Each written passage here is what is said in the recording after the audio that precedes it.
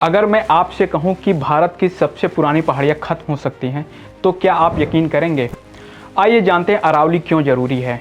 अरावली कोई साधारण पहाड़ी श्रृंखला नहीं है, ये दुनिया की सबसे पुरानी पर्वत श्रृंखलाओं में से एक है, जो राजस्थान, हरियाणा, दिल्ली और गुजरात तक फैली है। अरावली रेगिस्तान को आगे बढ़ने से रोकती है। अरावली दिल्ली एनसीआर के लिए प्राकृतिक एयर फिल्टर है और ग्राउंड वाटर रिचार्ज का सबसे बड़ा स्रोत है। यानी अरावली बचेगी तो पानी बचेगा, हवा बचेगी, जीवन बचेगा। अब बात करते हैं कि आखिर विवाद की जड़ क्या है। हाल ही में अरावली पर्वत की नई परिभाषा को लेकर विवाद उत्पन्न हो गया है। कई पर्यावरण प्रेमी व विपक्ष सवाल उठा रहे हैं। अदालत ने 2010 के एक पुराने मानक को आधार बनाया है, लेकिन ध्यान दीजिए 2018 में खुद सुप्रीम कोर्ट ने कहा है कि 31 अरावली पहाड़ियाँ खनन से गायब हो चुकी हैं। इससे अब विरोधी पक्ष सवाल उठा रहा है कि जब ज़मीनी हकीकत बदल चुकी है तो 15 साल पुराने नियम आज कैसे लागू किए जा सकते हैं। हलफनामे पर भी सवाल उठ रहा है। विवाद तब और बढ़ गया जब यह सामने आया कि केंद्र सरकार के हलफनामे में चित्तौड़गढ़, जहां अरावली की ऊंचाई पर ऐतिहासिक किला है, और सवाई माधोपुर, जहां रणथंभौर टाइगर रिजर्व है, जैसे इलाके शामिल ही नहीं थे। इसे लेकर राजनीति गर्मा गई है। सवाल पूछे जा रहे हैं कि क्या पूरे अरावली क्षेत्र की सही तस्वीर अदालत के सामने रखी ही नहीं गई। अब कागज़ से बाहर निकलते हैं और एक्सपर्ट की माने तो हरियाणा के भिवानी और चरखी दादरी में पूरे के पूरे पहाड़ गायब हो चुके हैं।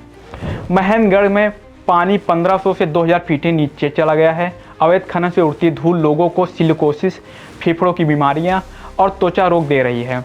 ब्लास्टिंग से उड़ते पत्थर और डेटोनेटर अब काम का हिस्सा नहीं, रोज़मर्रा का खतरा बन चुके हैं। कई जगह बच्चों तक की जान जा चुकी है। फैसले आने के बाद सोशल मीडिया पर #सेव अरावली और #save Aravalli save AQI trend करने लगा है। जयपुर से दिल्ली तक प्रदर्शन हो रहे हैं। हरियाणा के तोसाम हिल्स में, जो अरावली की उत्तरी आखिरी सीमा मानी जाती है, लोगों ने वहां 31 दिसंबर को उपवास तक रखा है। विपक्षी दलों, खासकर कांग्रेस का आरोप है कि यह फैसला खनन लॉबी को फ़ायदा पहुंचाने वाला है। ये बहस सिर्फ खनन का विकास नहीं है। असली सवाल ये है, क्या विकास का मतलब प्रकृति को मिटाना है? क्या आर्थिक फ़ायदे के लिए आने वाली पीढ़ियों की हवा और पानी दांव पर लगाया जा सकता है? अरावली अगर बची तो दिल्ली एनसीआर सांस ले पाएगा। अगर अरावली गई तो इसका असर सिर्फ पहाड़ों पर नहीं, हम सबकी ज़िंदगी पर भी पड़ेगा। इन सब बहस के बीच अब केंद्र सरकार ने अरावली रेंज में नया खनन पट्टा देने पर प्रतिबंध लगाया है। हरियाणा, राजस्थान और गुजरात के मुख्य सचिवों को पत्र लिखकर यह निर्देश दिया गया है।